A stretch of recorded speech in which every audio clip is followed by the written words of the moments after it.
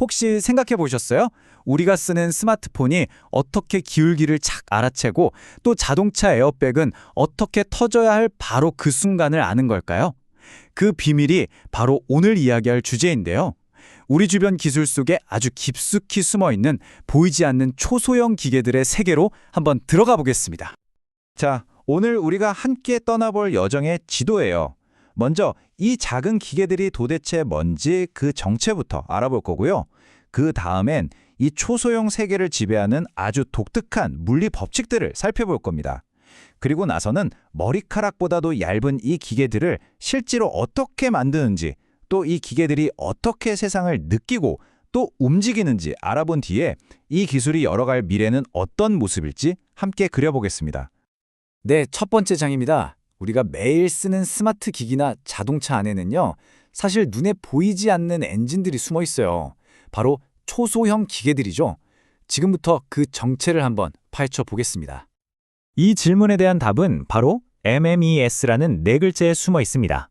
우리말로는 미세전자 기계 시스템, 그러니까 마이크로 일렉트로 메커니컬 시스템스를 줄인 말이에요.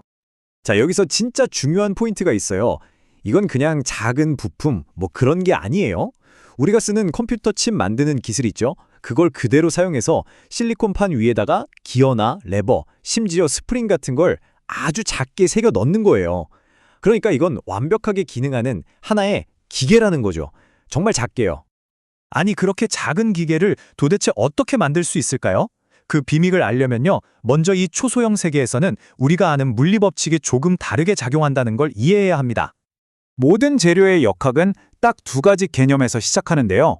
첫 번째는 바로 응력이에요. 스트레스라고도 하죠.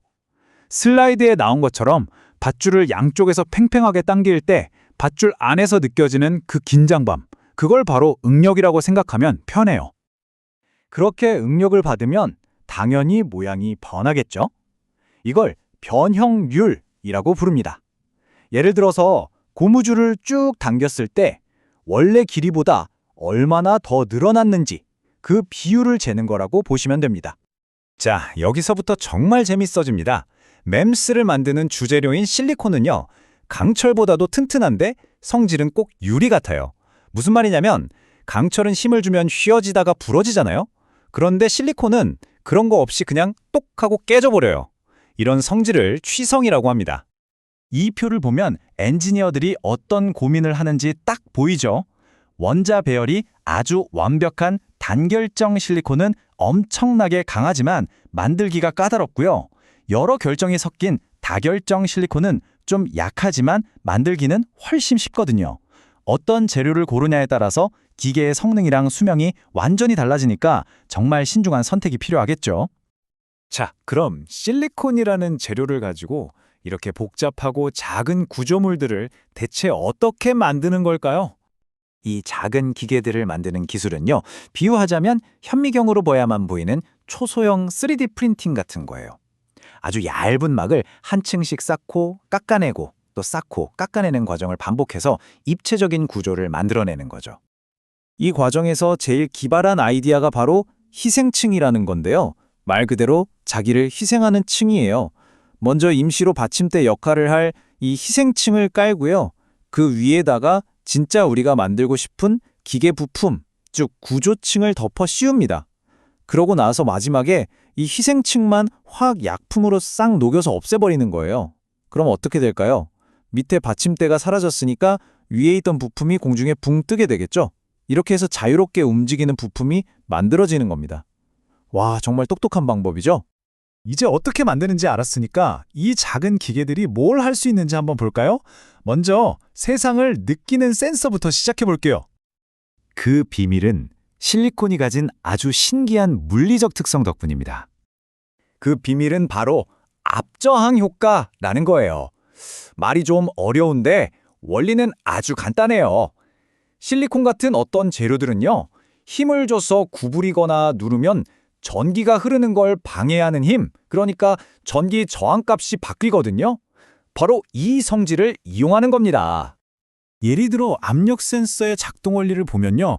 아주 얇은 실리콘막이 압력을 받아서 살짝 휘어지면 그 위에 그려진 초소형 저항기들이 어떤 건 늘어나고 어떤 건 압축되면서 저항값이 달라져요. 이 아주 미세한 저항의 변화를 전기 신호로 바꿔서 일러내는 거죠. 그럼 지금 정확히 얼마만큼의 압력이 가해지고 있는지 계산할 수 있게 되는 겁니다. 자, 이제는 느끼는 기계를 넘어서 직접 행동하는 기계로 넘어가 보겠습니다. 만약 센서가 이 초소형 세계의 신경이라면 액추에이터는 근육이라고 할 수 있어요. 전기 신호를 받아서 아주 정밀한 물리적인 움직임을 만들어내거든요. 예를 들면 프로젝터 안에 있는 수백만 개의 미세 거울을 제어하거나 광통신 케이블의 빛의 경로를 바꾸는 일 같은 것들을 바로 이 작은 근육들이 해내는 거죠. 그리고 엔지니어들은 필요에 따라서 다양한 종류의 근육을 골라 쓸 수 있어요. 정전기를 이용하는 방식은 반응 속도가 마이크로초, 그러니까 100만 분의 1초 단위로 엄청나게 빠르고요. 열을 이용하는 방식은 아주 강력한 힘을 낼 수 있죠. 어떤 일을 시킬 거냐에 따라서 가장 알맞은 방식을 선택하는 겁니다.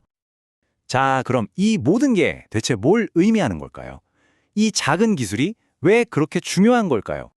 이 말이 정말 중요한데요. 단순히 세상을 감지만 하는 걸 넘어서서 이제는 이 초소형 수준에서 물리적으로 직접 개입하고 조작하는 게 가능해졌다는 뜻이거든요. 이건 응용할 수 있는 분야가 정말 무한대로 넓어진다는 이야기입니다.